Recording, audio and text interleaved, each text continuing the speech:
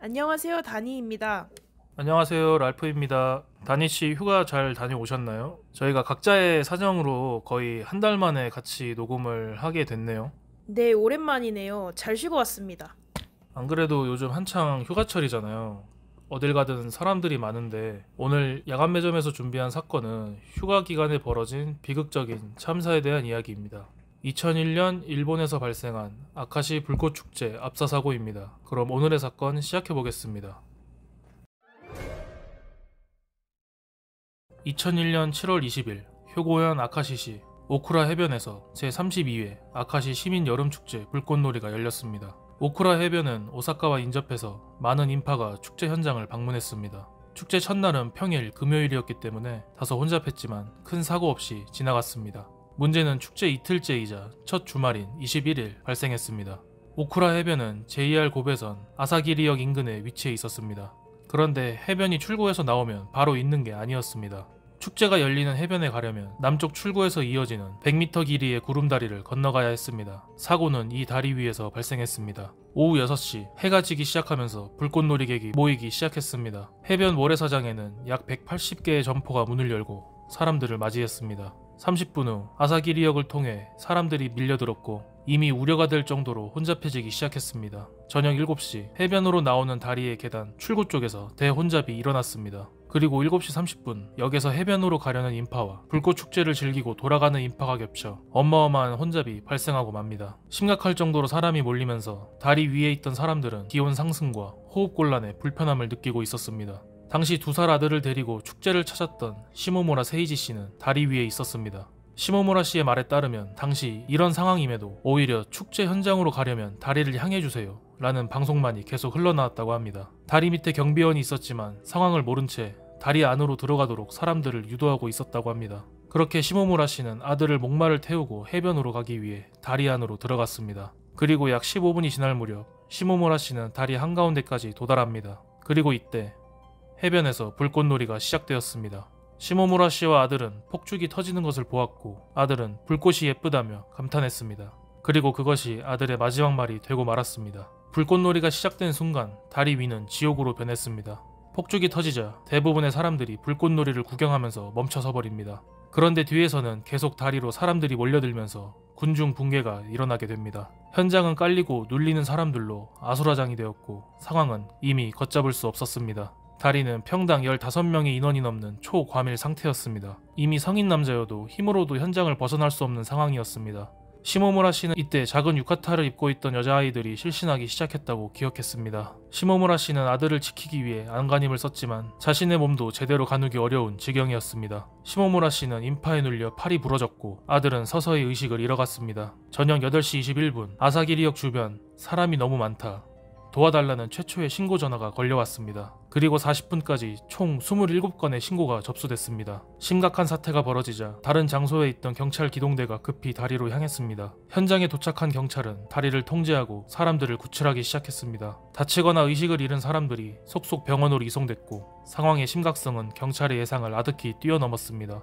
이 사건으로 인해 11명이 전신 압박에 의한 호흡곤란으로 사망했고 247명이 중경상을 입었습니다. 사망자 중에는 시모무라 씨의 아들도 있었습니다. 불꽃놀이를 보러 온 가족 단위 관람객의 피해가 컸습니다. 참사 이후 효고형 경찰의 대응이나 경비 계획의 문제점이 잇따라 보도됐습니다. 축제의 경비는 민간 경비회사 니시칸과 효고형 경찰이 담당하고 있었는데요. 조사 결과 니시칸은 경비 계획을 제대로 세우지 않았었고 이전에 같은 장소에서 개최됐던 다른 축제 카운트다운 불꽃축제의 경비 계획서를 이름만 바꿔서 제출한 것으로 밝혀졌습니다. 더욱 심각했던 점은 그 계획서마저 다른 행사에 쓰였던 계획서였고 당시에도 제대로 경비가 안 돼 부상자가 발생했었다는 사실이 드러났습니다.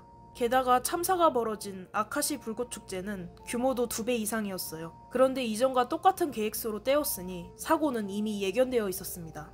효고형 경찰은 그런 경비 계획서를 제대로 검토하지 않고 대충 통과시켰습니다. 그리고 사건 당일 축제 현장에는 36명의 인원만을 투입했고 폭주정 및 경범죄 단속에 293명을 배치하는 등 관리에 소홀한 태도를 보였습니다. 심지어 경찰서장은 혼잡 경비가 하는 일이 뭐가 있냐, 아무것도 안 하잖냐며 인원 감축을 지시했고 최종적으로는 고작 16명만이 인파 관리에 투입되었습니다. 인원 감축의 불안감을 느낀 경비본부 지휘관은 서장에게 혼잡 경비의 중요성을 호소했지만 서장은 무슨 일이 있으면 기동대를 출동시키면 된다며 지휘관의 의견을 묵살했습니다. 하지만 참사가 벌어질 때까지 기동대가 출동하는 일은 없었습니다. 참사 유족들은 아카시 씨와 효고현 경찰 등을 상대로 민사소송을 제기했습니다. 법원은 유족의 손을 들어줬어요. 2005년 6월 재판부는 유족에게 총 5억 6,800만 엔을 배상금으로 지급하라고 선고합니다. 당시 경비 계획을 책정하고 당일 경비를 담당한 경찰 12명이 형사 기소됐고 경찰 1명, 시 직원 3명, 니시칸 사장 등이 유죄 판결을 받았습니다. 하지만 정작 상수란 망언을 내뱉으며 인파관리 인원을 감축한 최고 책임자인 경찰서장과 부서장은 처벌을 면했습니다.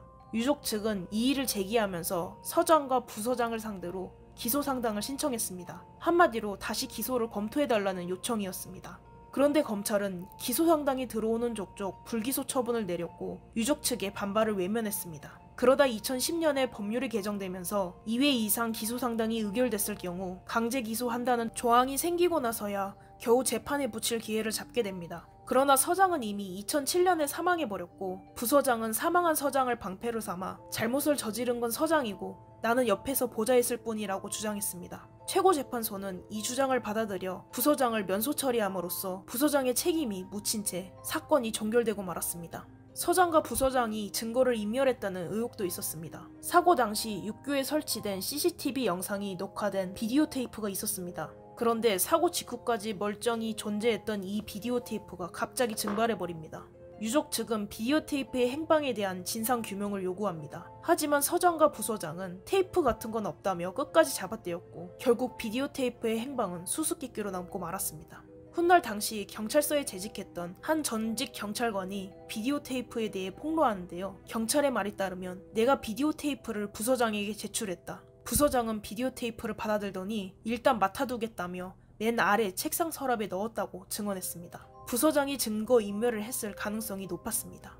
비록 서장과 부서장에게 책임을 묻지 못했지만 사건은 일본 사회에 어마어마한 후폭풍을 남겼습니다. 이 사건을 계기로 일본의 경비체계도 바뀌었습니다. 2002년에는 전문가의 자문을 받아 혼잡 경비 매뉴얼이 새로 정립되었고요. 2005년에는 경비업법과 국가공안위원회의 규칙이 개정됐습니다. 경비 업무 검정 시험에도 혼잡 경비 과목이 신설됐습니다. 사고 이후 다리 끝자락에는 희생자들을 기리는 추모비가 세워졌습니다. 왼쪽에는 희생자들의 이름이 새겨져 있고 가운데는 무릎을 꿇은 채 벽에 기대어 축 늘어져 있는 듯한 어린아이의 동상이 위치해 있습니다. 사망자 11명 중 9명은 10세 이하의 어린이들이었고 2명은 70대 노인이었습니다. 사망자 중 1명인 70대 여성 쿠사카에 리치코 씨는 사고 당시 유모차에 타고 있던 아기를 구하고 사망했습니다.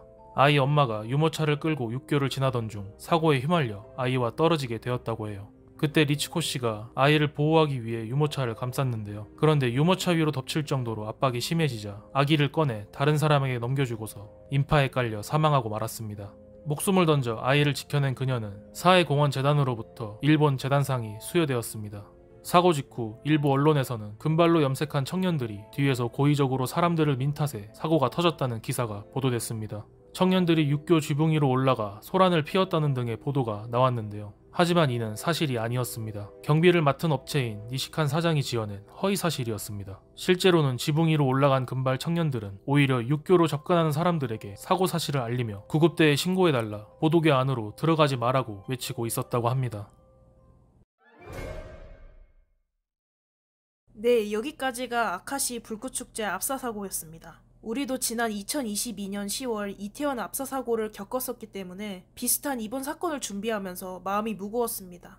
아들을 잃은 시모무라 씨 또한 20년이 지나 되풀이된 이태원 참사에 가슴 아파했습니다. 그는 유족 대표로 한국을 방문해 이태원 참사 현장과 합동 분향소를 찾아 희생자를 추모하고 유가족의 아픔에 공감하며 위로를 건넸습니다.